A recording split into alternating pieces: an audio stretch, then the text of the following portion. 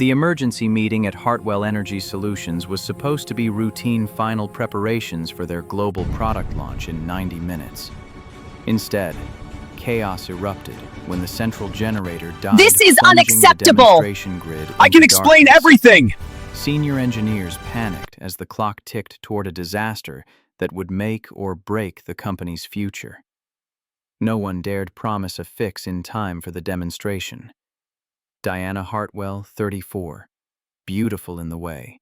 Glaciers are beautiful, remote, untouchable, dangerous, commanded the room with icy precision that had earned her the media nickname, the Ice Queen of Renewable Energy. Her blonde hair was pulled back in a severe bun, her designer suit impeccable, her expression unreadable as she assessed the situation. She had graduated from Harvard Business School at 25, taken over 3 failing energy startups by 30, and transformed her father's company into a renewable powerhouse worth $11.8 billion. But beneath the polished exterior lay wounds that had never healed. Her mother had taken her own life when Diana was 16, unable to bear Victor Hartwell's endless affairs and cold indifference. Diana had found Catherine's body in the bathtub of their Manhattan penthouse pills scattered across Italian marble, a note that simply read, "Love is weakness." From that day forward, Diana had built her life around a simple principle: never let anyone close enough to hurt you. Romance was a distraction.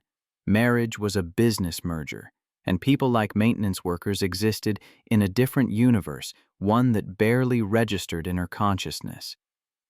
Jake Mitchell's universe revolved around a 7-year-old girl named Lily. At 38, he possessed the kind of rugged handsomeness that came from actual work rather than gym memberships. Broad shoulders from lifting calloused hands, from fixing crow's feet, from squinting at circuit boards under harsh fluorescent lights. He'd once been Major Jake Mitchell, lead engineer for multiple Army Corps projects, designing power systems for training facilities and field operations across the continental United States. He'd had a promising career, a beautiful wife named Sarah, and plans for a big family. Then Sarah had left him a note shorter than Catherine's. "I can't do this." She'd walked out when Lily was 18 months old, leaving Jake with a baby, a broken heart, and a choice. He'd chosen Lily. The military career ended. The 6-figure salary disappeared. He took contract maintenance jobs that let him pick up Lily from school, help with homework, tuck her in every night. His world had shrunk from commanding engineering teams to answering to supervisors half his age who couldn't tell a capacitor from a resistor. But when Lily looked at him with those green eyes, Sarah's eyes, and called him the best daddy in the world, he knew he'd made the right choice. Every sacrifice was worth her smile. Every missed opportunity justified by her laughter. She was brilliant, his Lily, obsessed with robots and circuits, always asking how broken things could be fixed. Just like people she'd once said with startling wisdom, "Sometimes people break too, but that doesn't mean they can't work again." Jake had hugged her tight that day, wondering how a 7-year-old understood what adults often forgot. Their first encounter had happened 3 weeks after the generator crisis, though neither would have called it memorable. Jake had been called to the executive floor to fix an electrical short that had knocked out half the overhead lighting. The in-house electrical team had spent 2 hours examining blueprints, arguing about building codes, calling manufacturers. Jake had arrived with a toolbox and 20 years of experience. He'd found the problem in 10 minutes, a corroded ground wire hidden behind a marble panel. While the senior engineers debated solutions, Jake had quietly fixed it. The lights had come back on just as Diana Hartwell had stepped out of the elevator, her heels clicking against marble floors like a countdown to execution. She'd been on her phone negotiating a merger worth hundreds of millions when she'd noticed mud on the marble tracked in from the parking lot where Jake had walked through a puddle to reach the service entrance. Her voice had cut through his concentration like a blade. "You maintenance, my Tesla has mud splashed on the driver's side. Take care of it." She hadn't looked at his face, hadn't seen the way his jaw tightened at being addressed like furniture. Jake had set down his tools slowly, deliberately. He'd turned to face her, and for just a moment their eyes had met.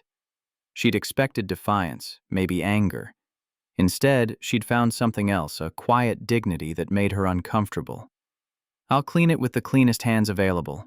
The odd emphasis on cleanest had gone over her head as she'd already dismissed him from her mind, returning to her call as she walked away.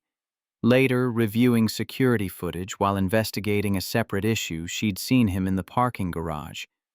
He'd spent 15 minutes meticulously cleaning her car, not with the quick spray and wipe job she'd expected, but with the careful attention of someone who understood that how you do small things reflects how you do everything. She'd also seen him afterward sharing his lunch with a homeless veteran who lived near the garage entrance, sitting with the man for 20 minutes, listening to stories about life and hard times. She told herself, it didn't matter. People were either useful or they weren't. Jake Mitchell was maintenance, useful for fixing things, nothing more. Yet something about his deliberate care, his quiet kindness when he thought no one was watching, had lodged in her mind like a splinter she couldn't quite remove. The morning of the product launch had started like a military operation. 200 journalists from 30 countries were gathered in the main auditorium. The demonstration required perfect timing, a synchronized display of Hartwell Energy's new solar panel grid that could power an entire city block from a surface area the size of a basketball court. The investors alone represented $60 billion in potential contracts. The Department of Energy had sent a delegation. 3 senators were in attendance. Everything depended on the massive generator that powered not just the building's regular operations, but the entire demonstration grid. At 11:30, in the middle of the final technical review, that generator had died. The failure was catastrophic and inexplicable. The generator was only 2 years old, engineered with triple redundancy systems. The senior engineering team, 15 men and women with advanced degrees from MIT, Stanford, and Caltech, huddled around diagnostic tablets, their voices growing increasingly panicked. Minimum 6 hours to diagnose. The chief engineer's announcement landed like a death sentence. Another 3 to implement repairs, maybe 4. Diana stood at the head of the conference table, her knuckles white as she gripped its edge. 9 hours meant the launch would fail. The journalists would leave. The investors would withdraw. The senators would remember this embarrassment when Hartwell Energy sought federal contracts. Her father would call it proof that women couldn't handle real pressure. Jake had been in the building's mechanical room fixing an HVAC unit when a supervisor called him to the boardroom. They needed all hands, even maintenance, to at least look like they were doing something. He stood in the corner tool belt around his waist, studying the chaos with the same quiet attention he had once used to assess damaged infrastructure during training exercises. Unlike the engineers focused on their tablets, he walked to the window and looked out at the generator housing. He noticed something. They hadn't a pattern in the exhaust venting that suggested the problem wasn't electrical but mechanical. A specific type of mechanical failure he'd seen before during field training exercises when environmental factors had clogged similar systems. It's the pressure relief valve. He didn't say it loudly, but with enough certainty that the room quieted. The chief engineer laughed. Actually, laughed. The relief valve. That's your expert diagnosis. You're a maintenance worker, not an engineer. I've seen this exact failure pattern before at training facilities. Different generator, same type. The valve fails, creates a cascade shutdown. Looks electrical, but it's not. I can fix it. The laughter spread through the engineering team. One of them, a young MIT graduate named Preston, was particularly vocal. You're suggesting that our entire engineering team missed something a janitor spotted. That's absurd. Diana watched this exchange with growing frustration. The clock on the wall showed 12:45. In 75 minutes, she would either triumph or face the kind of public humiliation that ended careers. She studied Jake's face, the calm certainty, the lack of ego, the way he didn't flinch under the ridicule. Her father had taught her to read people like financial statements. Jake Mitchell wasn't lying or grandstanding. He believed he could fix it. How long? 90 minutes. Maybe less if I can access the right parts. The engineering team erupted in protests. Diana raised one hand, silencing them. Then she walked across the room until she stood directly in front of Jake, close enough that he could smell her perfume. Something expensive and cold, like winter roses. "Let me make this interesting." Her voice carried the kind of dangerous sweetness that preceded hostile takeovers. "You claim you can fix what my entire engineering team cannot. Fine. If you succeed, if that generator is running before 2 o'clock, I'll kiss you. Right here in front of everyone." She paused, letting the absurdity of the offer sink in. A CEO kissing a maintenance worker. The scandal would be delicious. "But when you fail, you're fired. No severance, no reference, nothing. Do we have a deal?" The room went silent. Everyone waited for Jake to back down, to admit he'd overstepped, to apologize and retreat. Instead, he looked at her with those steady blue-gray eyes and said something that would replay in her mind for months afterward. "I don't need your kiss, Miss Hartwell. But my daughter has a robotics demonstration tonight at her school. She needs the lights to work. I'll fix your generator because it's the right thing to do. That's the only deal I need." Jake walked out of the boardroom without waiting for permission, heading straight for the generator housing. He shed his outer work shirt, revealing a white t-shirt underneath that stretched across shoulders built by actual labor. His movements were economical, purposeful, a man who'd learned efficiency in places where wasted motion could mean failure. Inside the generator housing, the problem was worse than he'd anticipated. The pressure relief valve hadn't just failed, it had triggered a cascade of secondary failures throughout the system. The diagnostic panels showed error codes the manual didn't even recognize. But Jake had seen worse. He'd once restored power to a field hospital simulation using salvaged parts from 3 different generators, while instructors threw every obstacle at him during his advanced certification exam. He started by bypassing the main control system, entirely a move that would have horrified the engineers watching through the security cameras. Using tools from his personal kit tools he'd carried through 20 years of service, he began rewiring the auxiliary circuits to create a temporary bypass. His hands moved with the muscle memory of 2 decades, stripping wires with practiced precision, creating connections that existed in no manual but worked in the field. Sweat began to soak through his shirt as the temperature in the housing climbed. The generator was fighting him, every safety system trying to prevent exactly what he was doing. But safety systems were designed by people who never had to choose between perfect and functional when everything was on the line. In his mind, he wasn't in a corporate generator housing. He was back at Fort Hood, middle of summer, 120 degrees, trying to restore power during the final test of his field engineering certification. Except this time, the life on the line was smaller, more personal. Lily had been working on her robot for 3 months. She'd named it Helper because, as she'd explained with 7-year-old seriousness, robots should help people. Daddy, not hurt them. She'd programmed it herself, using the coding books Jake had bought with money saved from skipping lunches. Tonight was her first demonstration, and she'd made him promise to be there by 6 o'clock to sit in the front row where she could see him, to watch her prove that a motherless kid from Queens could be just as smart as anyone else. The engineering team gathered in the security office, watching Jake work through multiple camera angles. Their mockery gradually faded to confusion, then to grudging interest. "He's creating a parallel circuit using the emergency backup capacitors." One engineer's voice carried genuine surprise. That's actually brilliant. Completely against protocol, but brilliant." Preston, the MIT graduate, was furiously checking his tablet. "Those connections he's making, they're not random. He's essentially building a temporary generator within the generator. How does a maintenance worker know how to do that?" The chief engineer remained silent, watching Jake's hands move with a kind of precision that couldn't be taught, only earned through years of practical experience under pressure. At 1:53, Jake made the final connection. For a moment, nothing happened. The generator remained silent. Dead. A $12 million piece of scrap metal. Then deep within its core, something stirred. A low vibration, almost below hearing, like the first heartbeat of something massive coming back to life. Jake placed one hand on the housing, feeling the rhythm, making minute adjustments to his improvised circuits.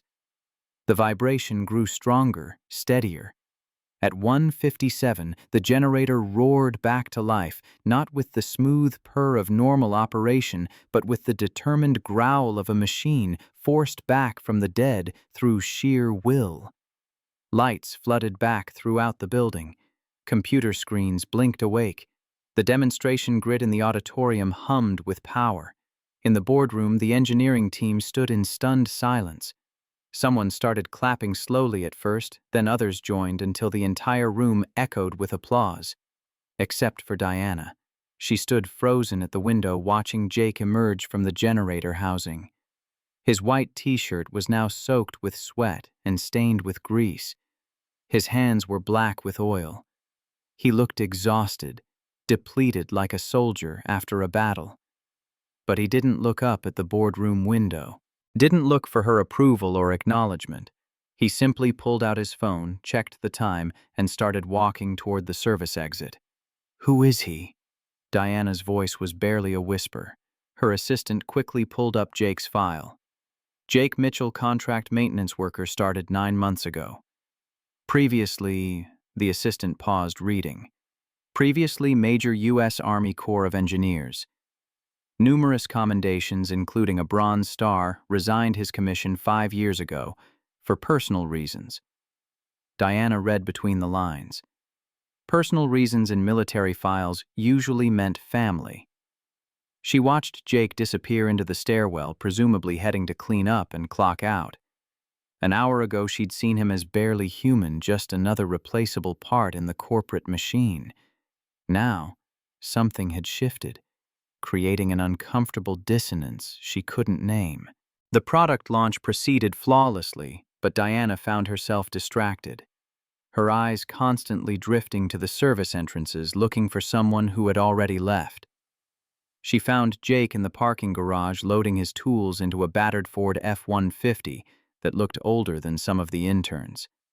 He'd changed into clean clothes jeans and a flannel shirt that made him look like every working-class stereotype she'd been taught to look down upon. But there was something in the way he moved, careful and deliberate, that spoke of dignity earned rather than inherited. "You left." Diana's heels clicked on concrete as she approached.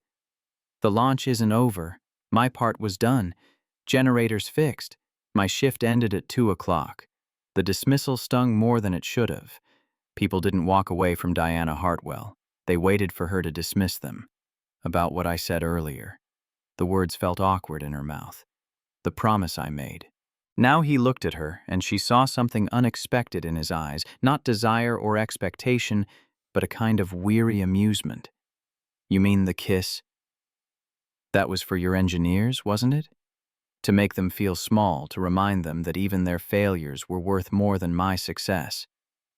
The accuracy of his assessment left her momentarily speechless. He continued, his voice calm but firm. "I've met people like you before, Miss Hartwell. People who think everyone else exists just to reflect their importance. But here's something you might not understand. I don't need your validation. I don't need your kiss. I fixed your generator because it was broken, and I knew how to fix it.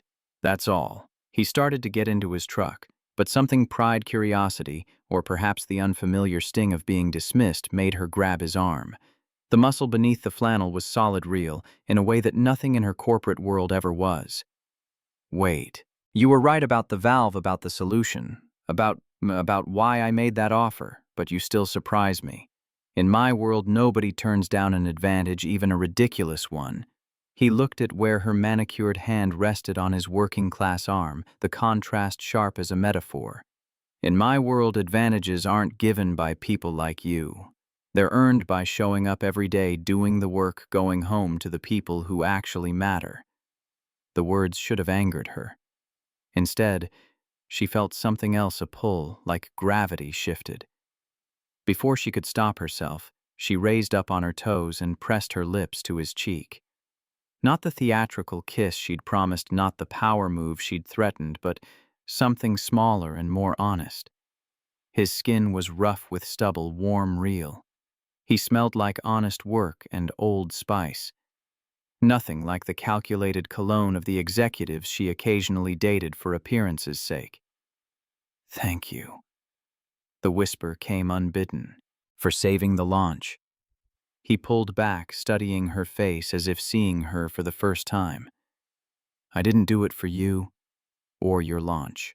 I did it for Lily, my daughter. She needs to know that when things break, we fix them. We don't give up. We don't make excuses. We fix them." As he drove away, leaving her standing alone in the parking garage, Diana felt something she hadn't experienced since finding her mother's body, the vertigo of realizing the world was larger and more complex than the narrow corridor of power she'd inhabited. 3 days passed before she saw him again. He was in the lobby fixing an elevator panel when she returned from a board meeting. Their eyes met across the marble expanse, and she expected what acknowledgement, interest. Instead, he simply nodded the way one professional acknowledges another and returned to his work. The dismissal burned. She started noticing him more after that. The way he ate lunch alone, but never looked lonely. The way younger maintenance workers came to him with problems and he'd teach rather than just fix. The way he kept a photo of Lily in his wallet, worn from constant handling. She overheard him once on the phone with Lily's school patiently explaining that he couldn't attend a midday parent conference because he couldn't afford to lose the hours, but could they possibly schedule something before 7 in the morning? A week after the generator incident, she made a decision that surprised even herself. The company was hosting its annual charity gala $500 plate black tie, the kind of event where money pretended to care about causes. She had her assistant deliver an invitation to Jake personally.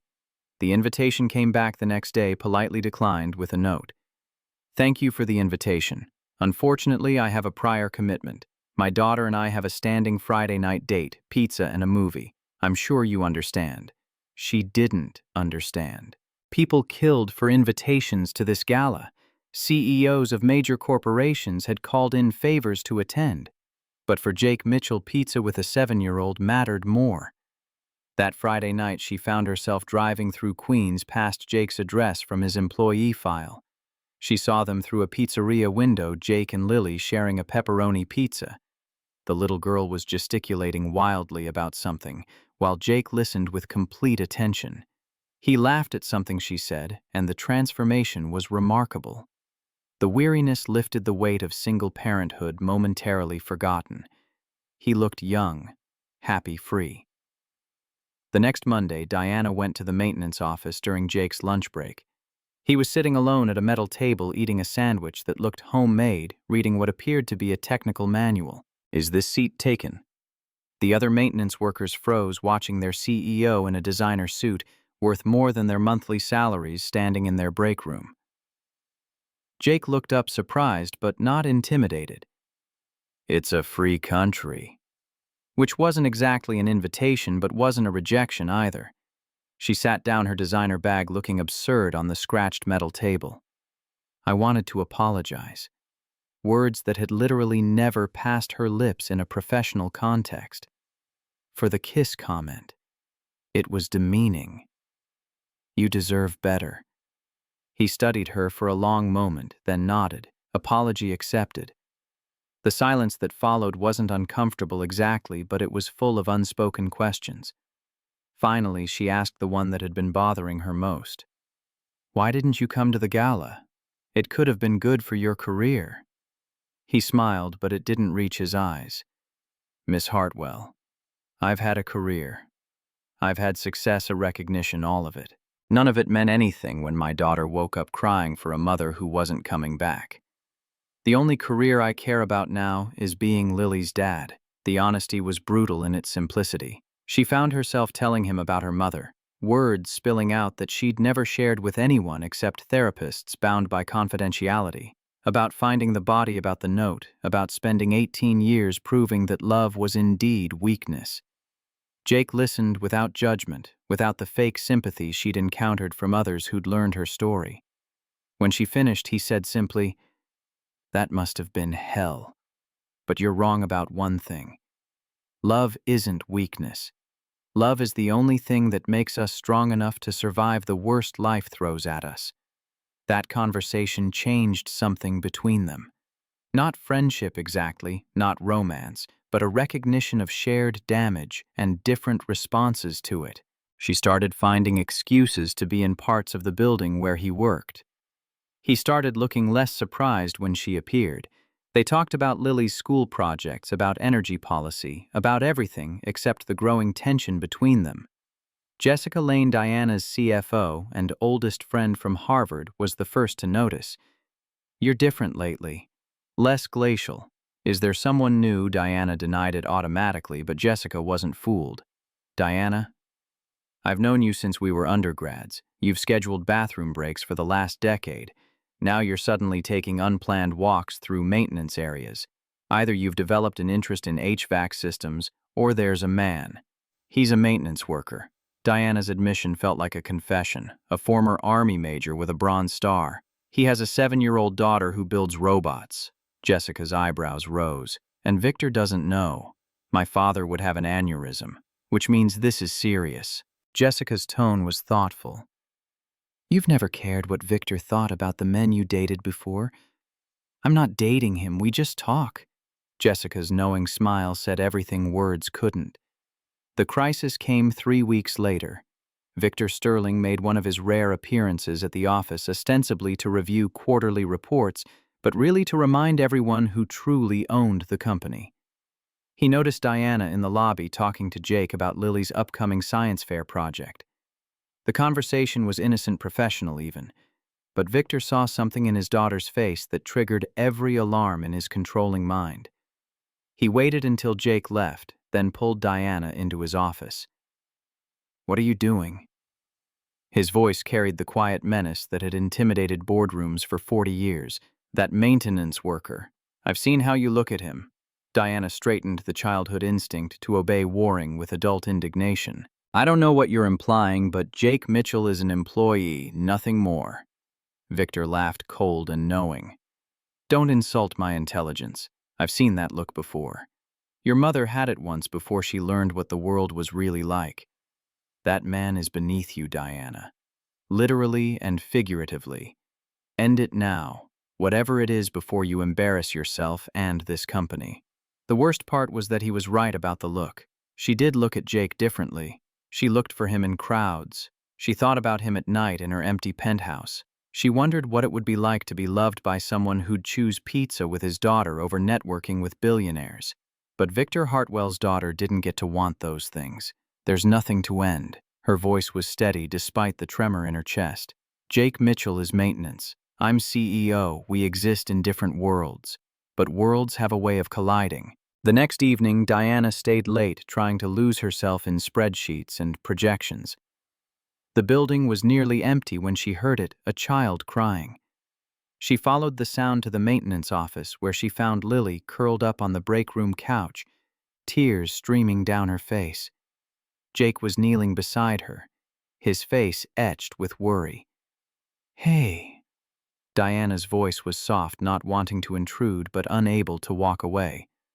"What's wrong?" Jake looked up, exhaustion and worry making him look older. "Lily's sick. Fever came on suddenly. I couldn't leave work. I've already used all my sick days for her school events. I had to bring her here." Diana looked at the little girl, flushed with fever, clutching a stuffed robot to her chest. Without thinking, she knelt beside Jake, placing a hand on Lily's forehead. The child opened green eyes so like the mother who'd abandoned her and whispered, "Are you the pretty lady Daddy talks about?" Jake flushed, mumbling something about kids saying silly things. But Diana felt something crack in her chest. She made a decision that would have appalled her father and thrilled her mother. "Come on." She helped Lily sit up. "My car has better air conditioning. Let's get you home." Word. Count 4. 982 words. Continuing to reach minimum 6 to 800. The ride to Sunset Park was surreal. Diana Hartwell, CEO, driving through working-class Brooklyn in her Tesla, a sick child in the back seat, a maintenance worker beside her giving directions. Lily fell asleep halfway there, her fever breaking, mumbling about robots and angels. Jake carried her up 3 flights of stairs to their apartment, and Diana followed, entering a world she'd never imagined. The apartment was small but immaculate. Lily's drawings covered the refrigerator. A half-built robot sat on the kitchen table beside homework, carefully checked in Jake's handwriting. It was a home in a way her penthouse had never been. She stayed while Jake put Lily to bed, sitting on a couch that had seen better days, looking at photos on the wall. Jake in uniform, younger, prouder, unbroken. Jake and a beautiful woman on their wedding day, both glowing with hope that hadn't yet been betrayed. Jake holding baby Lily, his face transformed by a love so pure it hurt to witness. When he returned, she expected awkwardness. Instead, he made coffee instant, not the artisan blend she was used to, but somehow perfect in its simplicity. They talked until 3 in the morning about everything and nothing, about dreams deferred and loves lost, about the weight of being responsible for someone else's happiness. "Your father will destroy you if he finds out you were here." Jake's words hung in the pre-dawn darkness. "He's already warned you about me, hasn't he?"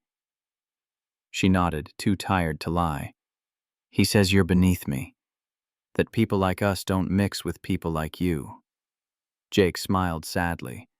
"He's right, you know. We don't belong in the same world. You're caviar and champagne, I'm pizza and beer. Your boardrooms and billion-dollar deals, I'm overtime and payment plans. Your world would eat me alive, and mine would bore you to death." But he'd been wrong about that last part. Nothing about Jake Mitchell bored her. The next morning, she awoke on his couch to the smell of pancakes and the sound of a child's laughter. She found Jake and Lily in the kitchen making breakfast together with the easy choreography of a long-established routine. Morning, Miss Hartwell. Lily's fever was gone, energy fully restored.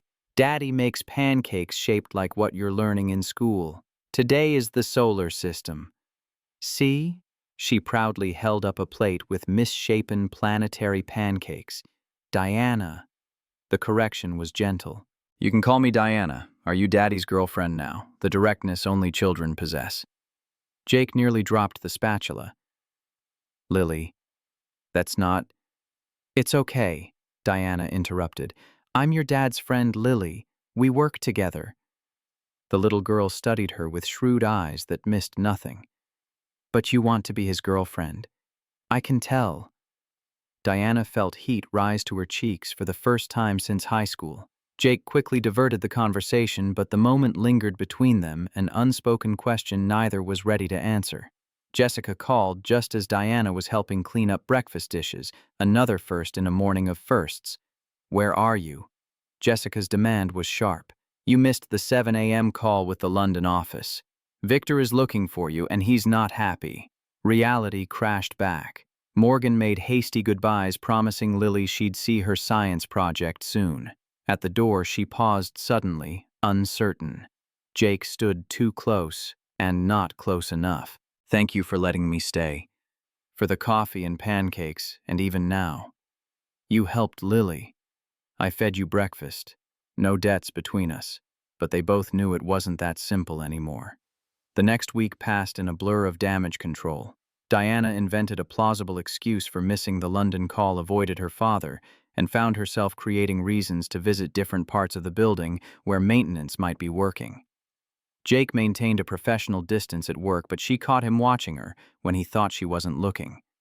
Jessica cornered her in her office on Friday. "Spill it. You've checked your phone 17 times in the last hour. You're wearing a color that isn't black, gray, or navy. And you smiled at the new intern instead of making him cry. This has gone beyond HVAC systems." Diana hesitated, then pulled up Lily's school website on her computer. "Her science fair is tomorrow. She built a robot that can navigate obstacles and sort recycling." Jessica studied the screen, then Diana's face. "You're in trouble, aren't you?" "I don't know what I'm doing, Jess. He's a maintenance worker with a 7-year-old. I'm running a company worth billions. This is insane. When was the last time you did something that wasn't perfectly calculated? Something just because it made you happy?" Diana couldn't remember.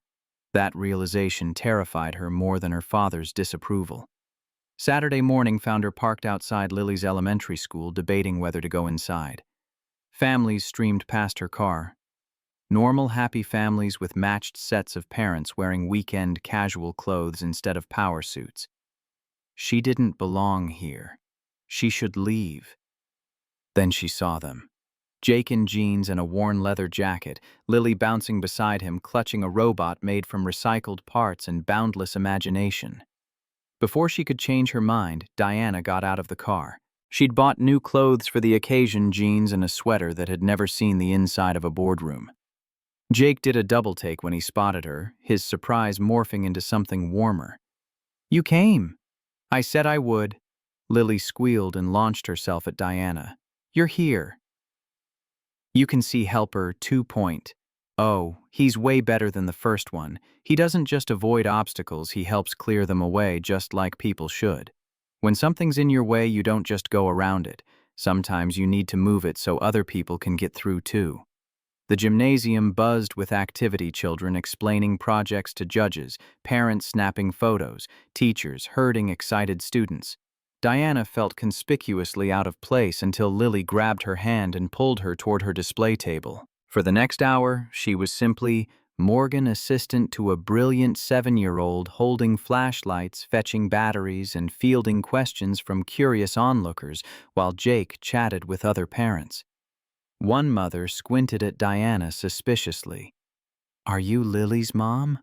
I don't think we've met at PTA." Before Diana could answer, Lily piped up. "She's not my mom.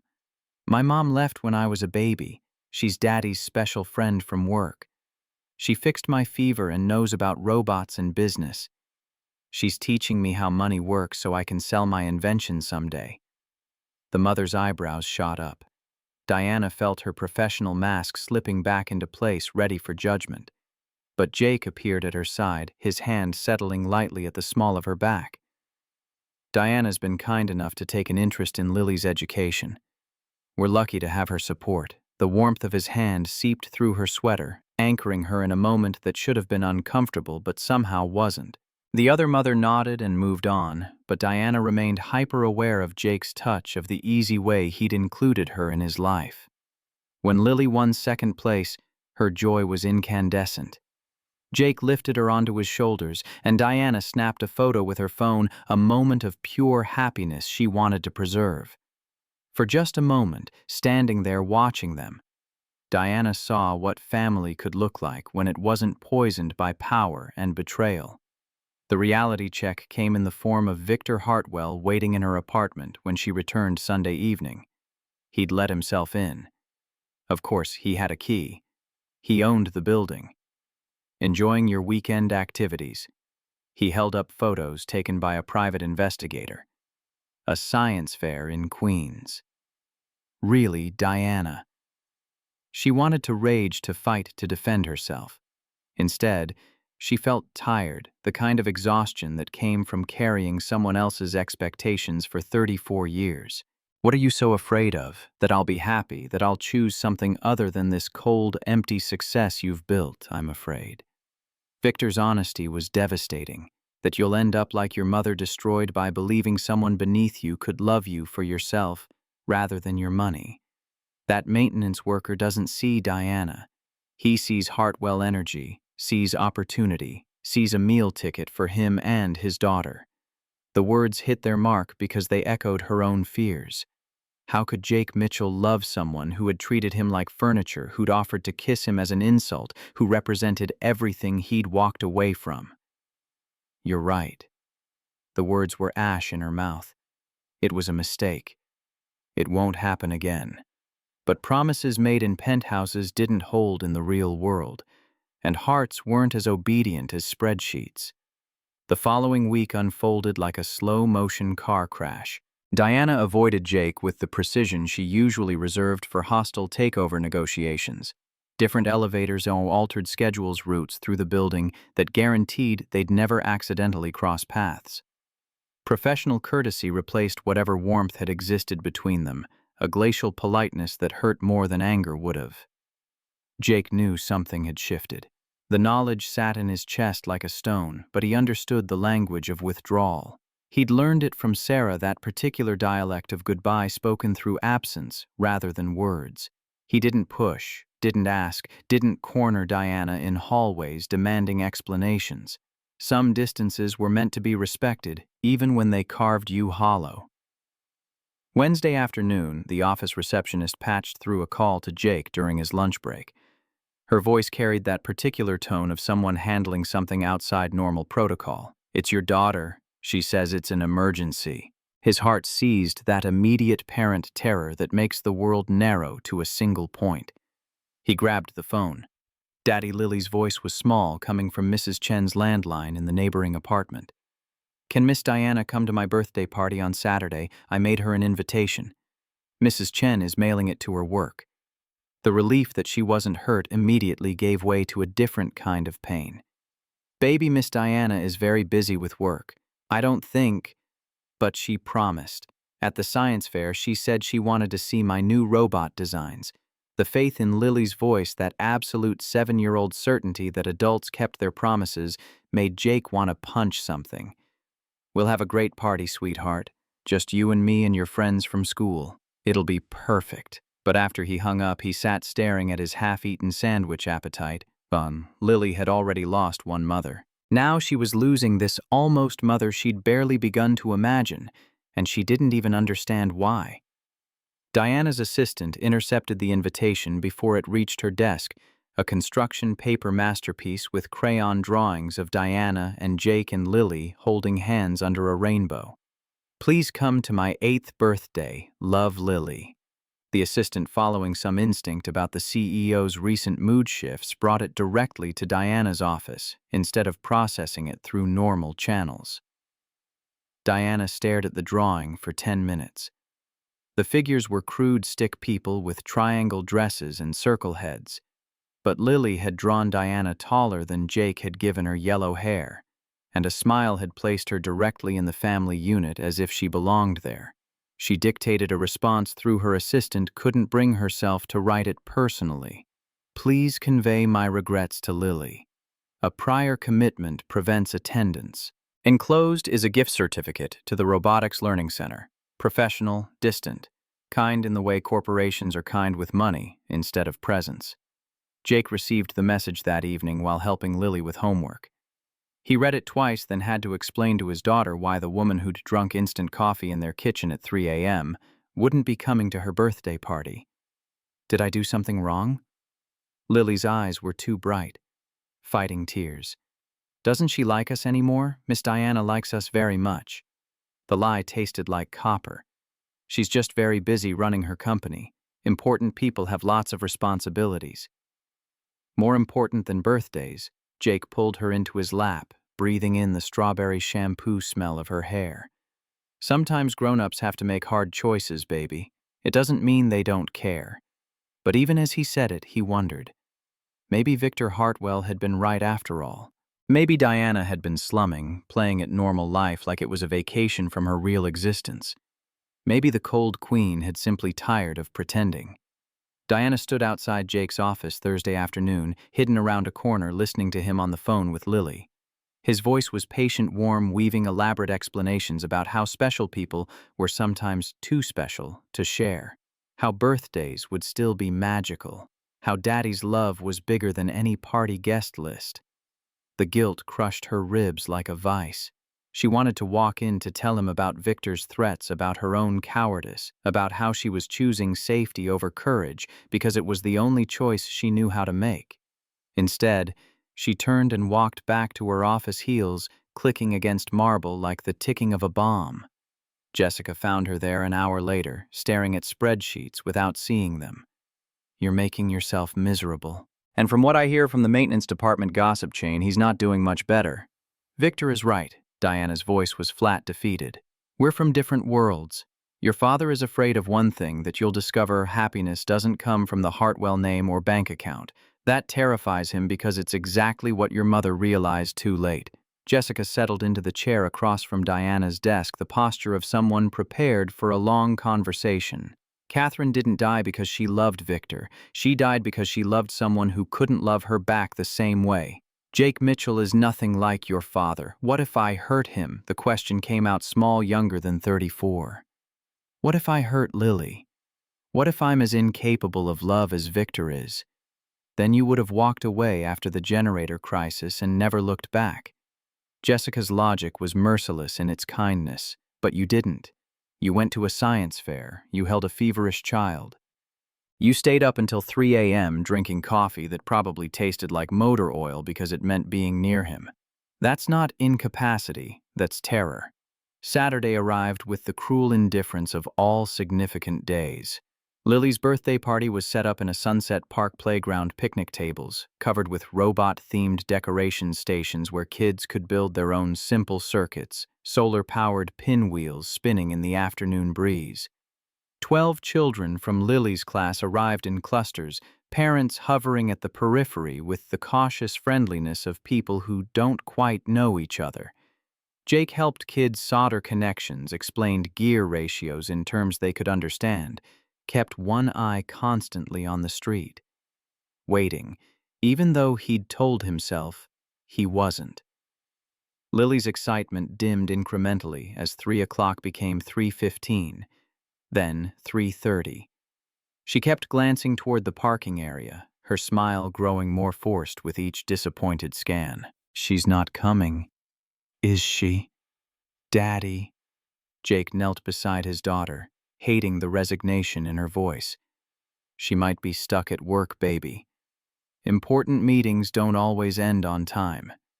It's okay. Lily's attempt at maturity broke something in his chest. I understand. At 3:47, a Tesla double-parked on the street, hazard lights blinking. Diana emerged wearing jeans and a blouse that probably cost more than Jake's monthly rent, but at least wasn't a power suit. Her hair was loose, catching sunlight, and she carried a wrapped package that looked professionally done. Lily saw her and screamed pure, unfiltered 7-year-old joy before launching herself across the playground. She came, Daddy. She came, Jake's throat closed around emotions he couldn't name.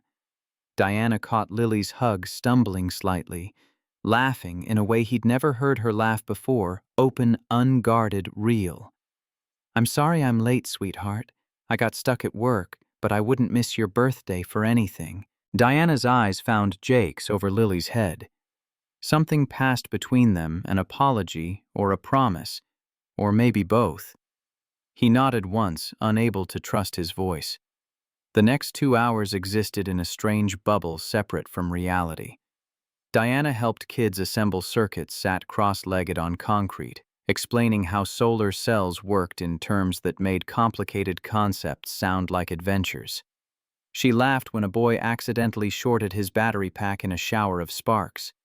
She applauded when Lily demonstrated her Helper 2.0 robot, which had learned to pick up trash and deposit it in recycling bins. Jake watched her transform from the Ice Queen into simply Diana, a woman who could be silly and patient and present in ways that had nothing to do with quarterly reports or shareholder value. Around 5, as parents began collecting children and the party wound down, Diana and Jake found themselves sitting on a bench while Lily showed her robot to the last remaining kids. Thank you for coming. Jake's words felt inadequate. It means everything to her. Just to her, Diana's question hung in the air between them, brave in its vulnerability. No. His voice roughened. Not just to her. She turned to face him fully, and he saw the exhaustion around her eyes, the evidence of sleepless nights. My father said you're using me. For money, opportunity, connections. Part of me believed him because I've never had someone want me for just me. Without the name, the company, the power, then let me be crystal clear. Jake's intensity made her breath catch. I don't want your money. I have enough for what matters. I don't want your company. I have job offers from 3 competitors. I don't want your power. I spent 20 years leading teams. I know what leadership costs. What I want is the woman who drinks terrible coffee at 3 a.m. and asks real questions. The woman who held a sick kid she'd just met. The woman who shows up to birthday parties and playgrounds. I want Diana. Just Diana. The honesty stripped away pretense left them both exposed. I don't know how to be just Diana. Her admission was barely audible. I've been Victor Hartwell's daughter or the Ice Queen or the CEO for so long I don't remember who I was before all the armor went on. Maybe we figure it out together. Then neither of us has to know how. Ooh, alone. Monday morning brought new complications. Victor called an executive meeting that Diana hadn't authorized his presence in the building, like a cold front moving through. He'd aged in the weeks since their last confrontation, or maybe she was just seeing him clearly for the first time.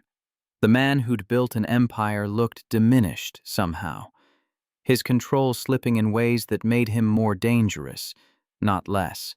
The meeting was ostensibly about quarterly projections, but Victor's attention kept drifting to Diana, assessing her like a hostile acquisition target. "You look tired."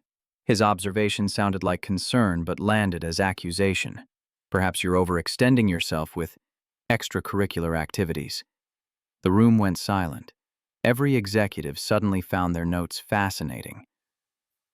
"I'm fine, Father." Diana's voice carried the frost that had earned her reputation. "Perhaps we could focus on the actual business at hand, but..." After the meeting, Victor cornered her in her office. He dropped a folder on her desk, new photos from his private investigator. Jake and Diana at the birthday party. Diana laughing as Lily hugged her. Jake's hand on Diana's back as they watched the children play. "It's worse than I thought." Victor's disgust was palpable. "You're not just having an affair with the help you're playing house, pretending to be a mother to his daughter. Do you understand how this looks? It looks like I'm happy." The defiance felt good, clarifying. Something you wouldn't recognize if it filed quarterly reports. Victor's expression hardened into something uglier than anger. Disappointment tinged with fear. "I had additional investigations done. Did you know your maintenance worker has been meeting with executives from East Coast Energy, Sun TC Solutions, and Pacific Renewable? Our three largest competitors." He slid more photos across her desk. Surveillance images of Jake in coffee shops, parks, even once outside Lily's school, deep in conversation with people Diana recognized from industry conferences. The floor seemed to tilt beneath her feet. "He's been cultivating relationships with our competitors for months." Victor's voice took on that patient, poisonous tone he used when explaining things to people he considered slow. "While enjoying access to our CEO, her home, her confidential communications. The potential for corporate espionage is obvious to everyone except you, apparently." Diana stared at the images, her analytical mind warring with her heart. Jake had never mentioned these meetings. She'd told him about upcoming projects, strategic plans, merger possibilities, pillow talk that now felt like potential intelligence leaks. Each of those companies has offered him positions at 3 times his current salary. Victor pressed his advantage. Why would he refuse unless he's getting something more valuable? Information that could be worth millions on the open market. The accusations landed like physical blows because they exploited her deepest insecurities. How well did she really know Jake Mitchell? A few conversations, some instant coffee, a birthday party, was that enough to trust him with everything? "I'll handle it." Her voice sounded distant even to herself. "You'll end it." Victor's correction was sharp. "Today. Before this becomes a scandal that destroys everything I've built." After he left, Diana sat alone in her office for an hour studying the photographs. Jake's body language in the images was open, engaged, the posture of someone building relationships, not conducting surveillance. But then wouldn't a good spy look exactly like that? She called Jessica, needed someone to talk her off the ledge. "He's playing you." Jessica's assessment was immediate after hearing the situation. "Not Jake, your father. This is classic Victor. Manufacture a crisis, force you to make a choice, prove that you're too weak to run the company without him. But the meetings are real." Diana's voice cracked. "The photographs don't lie, so ask Jake about them." Jessica's exasperation was evident. "Have an actual conversation before you let Victor's paranoia destroy something real." That evening, Diana went to Jake's apartment unannounced. She'd tried calling first, but her finger had hovered over his contact for 20 minutes before she gave up and just drove to Brooklyn. Cowardice and courage looked remarkably similar sometimes. Jake answered the door in sweatpants and an old army t-shirt, clearly not expecting company. Behind him, Lily was visible at the kitchen table, bent over homework with fierce concentration. Diana. Surprise flickered across his face, followed by something more cautious. Is everything okay? Can we talk? Her formality created distance even before she said anything damaging. He stepped into the hallway, pulling the door mostly closed to keep their conversation from Lily. The gesture protecting his daughter from whatever darkness was about to unfold made Diana's chest ache. She pulled out her phone, displayed the photographs without preamble. Would you like to explain these? Jake examined the images, recognition and then resignation crossing his features. I was hoping to tell you about this after everything was finalized. Tell me what exactly. Her voice was cold protective ice reforming around vulnerable places. That you've been meeting with our competitors, that you've been fielding job offers while enjoying access to my company's confidential information. It's not what it looks like. The words sounded hollow even to him. The classic defense of everyone caught doing something questionable. Then explain what it is. Because from where I'm standing, it looks like my father might actually be right about you. The accusation hit Jake like a physical blow. She watched him absorb it, saw the moment when hurt transformed into something harder. Your father has never bothered to see me as anything but a threat. I'm disappointed you're so quick to adopt his perspective. I'm quick to question why the man I'm... The sentence died unfinished. Why you're secretly meeting with executives from competing companies. Companies that would love nothing more than to gain an advantage over Hartwell Energy. They're not competing companies anymore. Jake's voice was flat controlled, or they won't be once the initiative is finalized. What initiative? For the past month, I've been helping negotiate a joint renewable energy integration project. East Coast Sun TC and Pacific all struggle with the same standardization problem I solved during my military service. They're not meeting with me to get intelligence on Hartwell. They're meeting with me because I have expertise they need for a partnership that would benefit all 4 companies, including yours. He pulled out his phone, showed her emails, technical diagrams, partnership frameworks. The documentation was extensive, professional, exactly the kind of legitimate business development that major companies engaged in constantly. Diana scrolled through Phil's, her analytical mind processing implications while her emotions churned. This is incredible, but why would they approach you? They didn't. His admission was quiet. I approached them. When I realized things between us were serious, I knew I couldn't keep working maintenance at your company. The power imbalance, the gossip, the assumptions about me using you for advancement, it wasn't sustainable. But I also couldn't just take a job with a competitor. That would compromise your position, give people ammunition to claim conflict of interest. He leaned against the hallway wall, exhaustion evident in the slump of his shoulders. I needed to create something new, something that would use my engineering background without compromising you. When I learned these companies were all struggling with the same integration issues I'd solved in the field, I saw an opportunity. A way to stand beside you as an equal, instead of as your employee or your competitor. Why not tell me? The question came out wounded, because you would have helped. You would have opened doors, made introductions, smoothed every obstacle. And then it never would have been my achievement. It would have been something Diana Hartwell made happen for her boyfriend. I needed to prove to myself, to your father, to everyone who thinks I'm just using you, that I could build something on my own merit. The explanation made perfect sense and complicated everything. Diana wanted to believe him. Every instinct screamed that he was telling the truth. But Victor's poisonous doubt had taken root, and she couldn't quite kill it. Her phone rang, Jessica's name flashing. She almost ignored it, but something in the timing felt urgent. Diana, you need to get to the office now. Jessica's voice was tight with stress. Victor has called an emergency board meeting for 9 p.m. tonight. He can't do that without my approval. Apparently, he found a bylaw that allows it under extraordinary circumstances. He's claiming breach of fiduciary duty and corporate espionage. Diana, he's trying to force a vote to remove you as CEO. The pieces clicked together with sickening clarity. Victor had shown her the photographs not as a warning, but as a preview setting the stage for this ambush. He'd anticipated her confronting Jake, maybe even hoped for a relationship-ending explosion that would leave her isolated and vulnerable for tonight's vote. I'll be there in 20 minutes. She ended the call, met Jake's eyes. My father is using our relationship as a weapon, trying to paint you as a corporate spy and me as a CEO compromised by personal feelings. There's an emergency board meeting in an hour where he's going to try to remove me. Let me come with you. Jake's offer was immediate.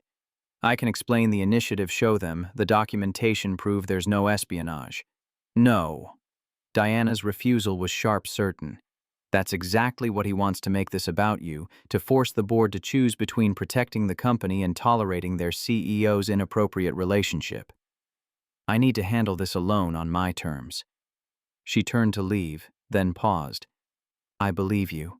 About the initiative, about your intentions. I'm sorry I doubted you. I understand why you did.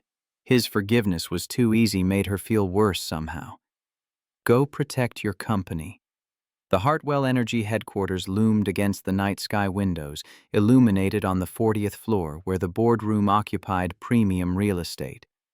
Diana entered at exactly 9 p.m., dressed in the same power suit that had intimidated competitors and subordinates for a decade. Her armor was back in place, every vulnerable seam sealed. 12 board members sat around the massive table, Victor at the far end opposite her usual position. The setup itself was a statement tonight he was the one in control. Thank you all for coming on such short notice. Victor's voice carried practiced concern. I apologize for the unusual timing, but the matter couldn't wait.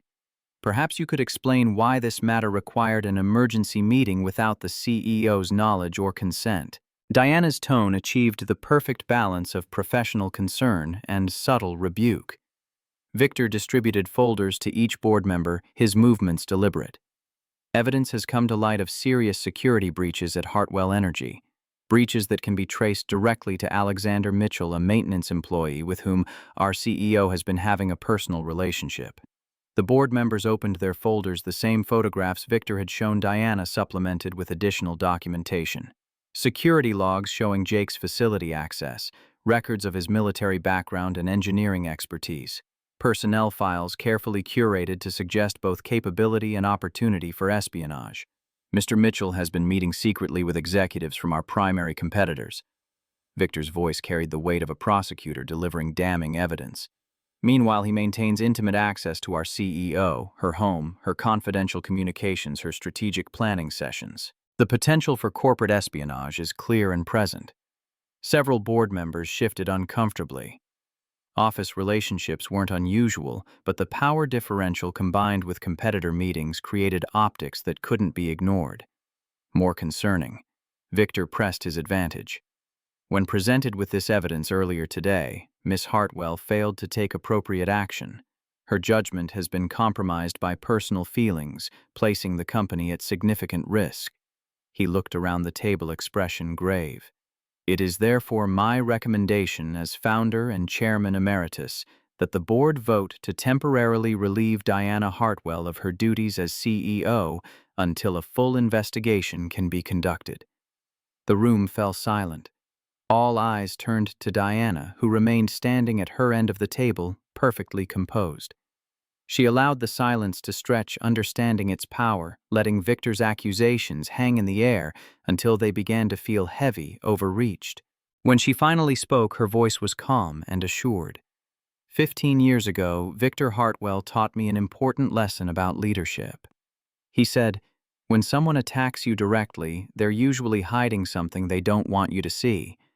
I've always found that advice valuable. She moved to the center of the room, commanding the space. The question we should be asking isn't why Jake Mitchell met with these executives. The question is, why Victor Hartwell doesn't want those meetings to continue.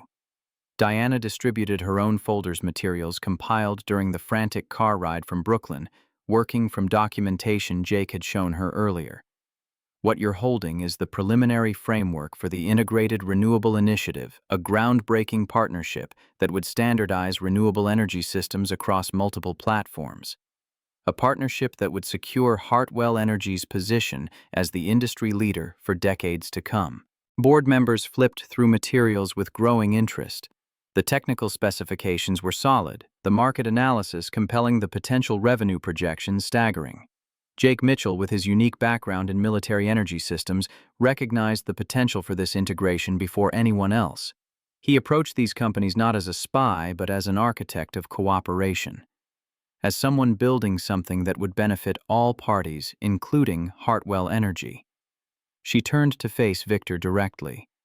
My father isn't concerned about corporate espionage. He's concerned about losing control of the company, of the industry, and most personally of me. Victor stood, his legendary composure finally cracking. This is absurd. You've known this man for less than 6 months, and you're ready to stake the company's future on his word, on sketchy plans for some pie-in-the-sky initiative. No. Diana's response was measured, devastating in its calm. I'm staking the company's future on verifiable fact-sound strategy and my own judgment. The same judgment that has increased our market value by 40% since I became CEO. She addressed the board directly. I understand the concerns about my personal relationship. I understand the need for transparency and appropriate boundaries. That's why, effective immediately, Jake Mitchell will be resigning from Hartwell Energy to head the technical development team for the Integrated Renewable Initiative as an independent contractor, reporting directly to this board rather than to me. The solution was elegant in its simplicity, addressing the conflict of interest while preserving both the relationship and the valuable business opportunity. Several board members nodded appreciatively. Furthermore, I propose we establish an ethics committee to review any potential conflicts and ensure complete transparency. I welcome this oversight because I have nothing to hide, neither personally nor professionally. Diana's closing was delivered with the confidence of someone who knew she'd already won. Now we can vote on removing me as CEO based on unfounded accusations and personal vendettas, or we can vote on moving forward with an initiative that represents the future of renewable energy with appropriate safeguards in place. The choice is yours. One by one, the board members voiced their support for Diana's proposal.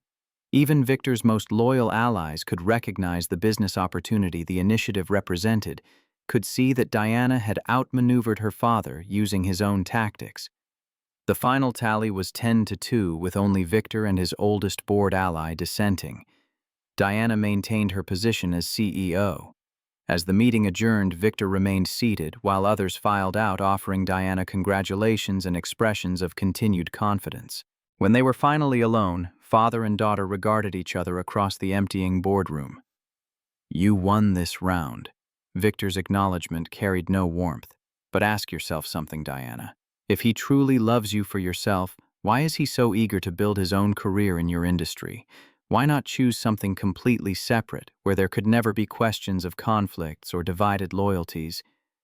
Because he's brilliant at what he does. Diana's answer was simple, certain. And because true partnership means building something meaningful together, not segregating our lives into separate kingdoms. Victor gathered his papers slowly, showing his age. I hope you're right. For your sake, and for the company's. Diana watched him leave, feeling neither triumph nor anger, only a weary recognition that some battles never truly ended. Victor would always be Victor, convinced his way was the only way to protect what mattered. But for the first time she'd faced him as an equal, fought him on his own terms, and prevailed. Her phone buzzed with a text from Jake. How did it go? She smiled, typing back. I'll tell you everything at home. But the short version, we won. Home. Not her penthouse or his apartment, but the shared future they were building. As Diana left the boardroom, she realized something fundamental had shifted. She'd defended not just her position as CEO, but her right to define her own life professionally and personally. In doing so, she'd finally stepped out of Victor Hartwell's shadow and into her own light. The car ride back to Brooklyn felt like crossing a threshold. Tomorrow would bring new challenges. Jake's resignation, the formal announcement of the initiative, the continued navigation of their now public relationship. But tonight, Diana had proven something essential. That love wasn't weakness, after all. In the right hands with the right person, it was the greatest strength she'd ever known. She found Jake waiting on the steps outside his building, unable to stay inside while the verdict hung in the balance. He stood when he saw her car tension evident in every line of his body. She got out, walked directly to him, and said the words she'd never thought she'd say to anyone. "I'm done choosing fear over you. Whatever comes next, we figure it out together." Jake pulled her close, and for the first time in 18 years, Diana Hartwell felt like she'd come home. 6 weeks after the boardroom confrontation, Diana stood in the kitchen of their new brownstone in Park Slope, watching Jake teach Lily how to install a smart thermostat.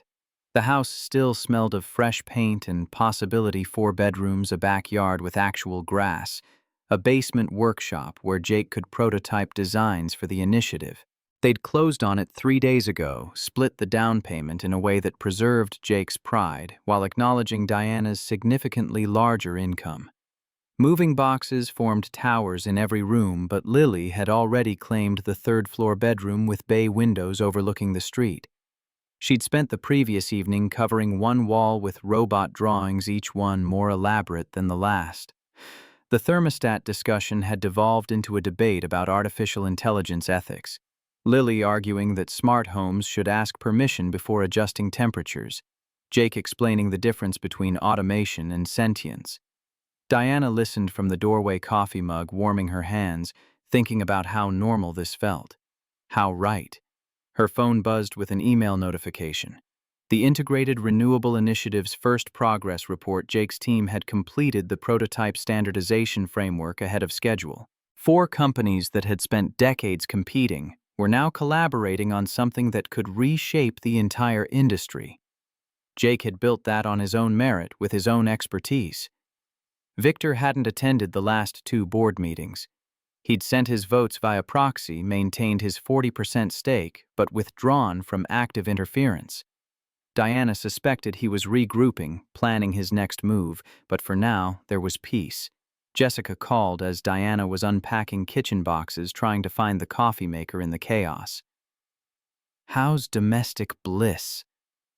Her friend's amusement was evident, successfully navigating cohabitation with a 7-year-old and a former military engineer. "It's louder than I expected." Diana smiled despite herself. "Lily has opinions about everything, and Jake thinks 7:30 a.m. is sleeping in. But it's good. It's really good. Victor called me yesterday." Jessica's tone shifted, became more serious. "Asked questions about the initiative's financial projections, liability structures, your personal investment in the partnership. I didn't tell him anything he couldn't find in public filings, but he's digging." Let him dig. Diana's confidence surprised even herself. The initiative is legitimate, properly structured, and already showing returns. If he wants to waste money on investigators, that's his choice. After hanging up, Diana found Jake in the basement, surveying the empty space that would become his workshop. He'd already sketched plans for workbenches, storage systems, a small testing area for prototype components. Victor's asking questions about the initiative. She leaned against the doorframe. "Jessica thinks he's building a new case against us." Jake looked up from his sketches, expression untroubled. "Then we make sure everything is bulletproof. Documentation, ethics reviews, financial transparency. We do this right, so he's got nothing to find. You're not worried I spent 20 years in the Army. Someone was always trying to find reasons to question my decisions. You learn to build things that can withstand scrutiny." He crossed to her, pulled her close. The basement was cool, unfinished, but his warmth was immediate. "Besides, I've got something Victor doesn't, the truth on my side. And you." The wedding planning started accidentally. Lily brought it up over dinner in their new dining room boxes, still unpacked in the corners. Madison's mom got married last weekend. She wore a white dress and everyone cried. "When are you two getting married?" Diana nearly choked on her pasta. Jake's fork froze halfway to his mouth. That's something adults need to decide, sweetheart." Diana recovered first, reached for her water glass. "But you love each other, right?" Lily's logic was unassailable. "And you live together now. That's what married people do." Plus, I already told my class I'm getting a mom for Christmas, so it would be embarrassing if you didn't. Jake found his voice. You told your class what? That I'm getting a mom. Was I wrong? The question hung in the air, innocent and loaded. Diana and Jake's eyes met across the table, a conversation without words about timing and readiness and the fact that an 8-year-old had just backed them into a corner they'd been carefully avoiding. No. Jake's answer came slowly. You weren't wrong, but these things take time. There's planning-involved paperwork, lots of boring adult stuff. How much time? Lily pressed. Because Christmas is only 8 weeks away and I need to know if I should get a flower girl dress or not. Later, after Lily was asleep, Jake and Diana sat on their new back porch, technically just a small deck, but it overlooked the yard and caught the evening stars visible even through Brooklyn's light pollution. I was planning something more romantic. Jake's admission carried embarrassment. Not getting ambushed by an 8-year-old over spaghetti. She's not wrong, though. Diana turned to face him. We've been dancing around this for weeks. Living together, building a life, but avoiding the actual question. I want to marry you.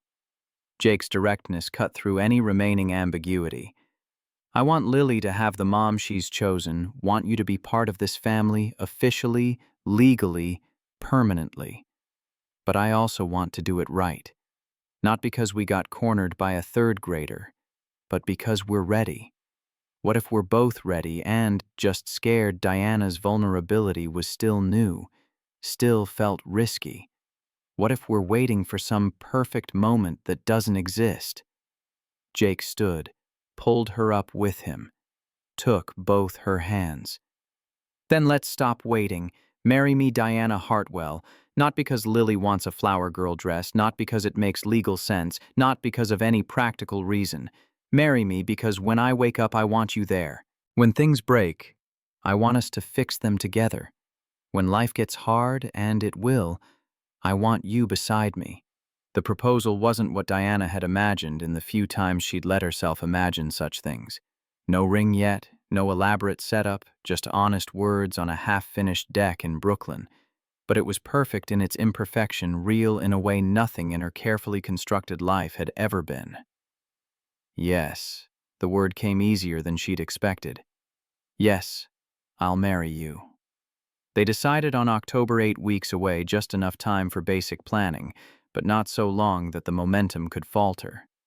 Diana wanted small and intimate. Jake agreed enthusiastically. They settled on 40 guests, Brooklyn Botanic Garden for the venue, a ceremony that would be theirs rather than a production for others. Lily's enthusiasm became its own force of nature. She had opinions about everything. Flowers, music, cake flavors, whether robots should be incorporated into the decorations. The answer to that last question was a diplomatic no, though they agreed on subtle circuit board patterns in the invitations. Victor's invitation arrived by courier rather than mail. Diana's attempt at a personal touch, despite the chasm between them. She'd included a handwritten note. I'd like you to walk me down the aisle. Not because tradition demands it, but because you're my father and I love you despite everything. His response came 3 days later. A formal RSVP card marked attending, nothing more. No note, no phone call, no acknowledgement of her olive branch. But he was coming.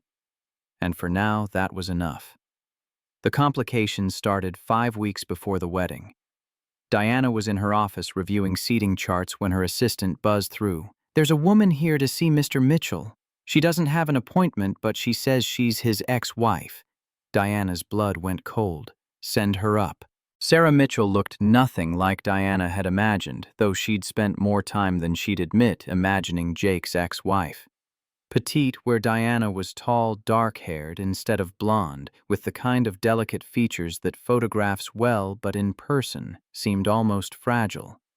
She wore a retail worker's uniform name tag still pinned to her blouse and carried a nervousness that manifested as fidgeting hands. Mrs. Mitchell. Diana stood, extended her hand with professional courtesy. I'm Diana Hartwell. How can I help you? I need to speak with Jake. Sarah's voice was small, uncertain. I tried calling, but he blocked my number. I went to his old apartment, but he moved. This was the only place I could think to find him. Jake is at a conference in Boston this week. Diana kept her tone neutral, professional, even as alarm bells rang in her head. Perhaps I can take a message. Sarah's composure crumbled.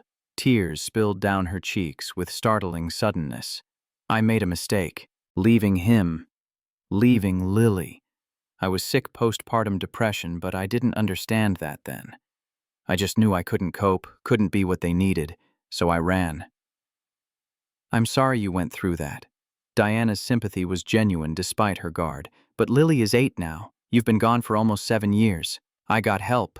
Sarah wiped at her tears.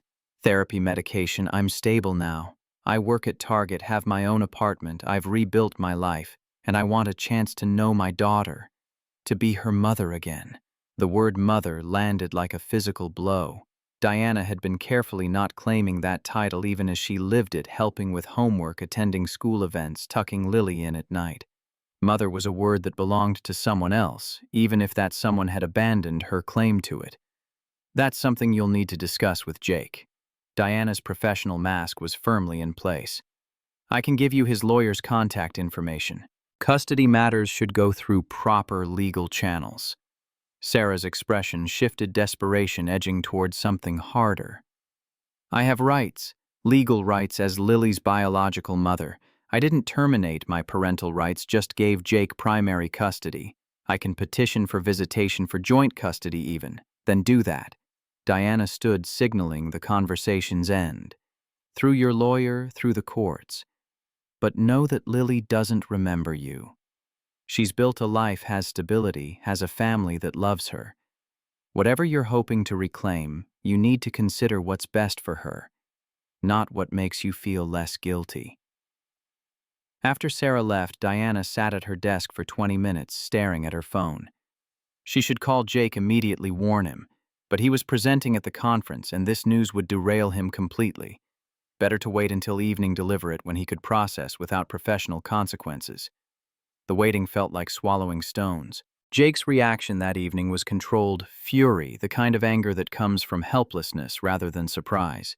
He'd known this was possible, had always known Sarah could reappear and claim parental rights she'd abandoned. But knowing something intellectually and facing it practically were entirely different things. She can't just waltz back into Lily's life. His voice was tight, controlled. She left. Signed custody papers.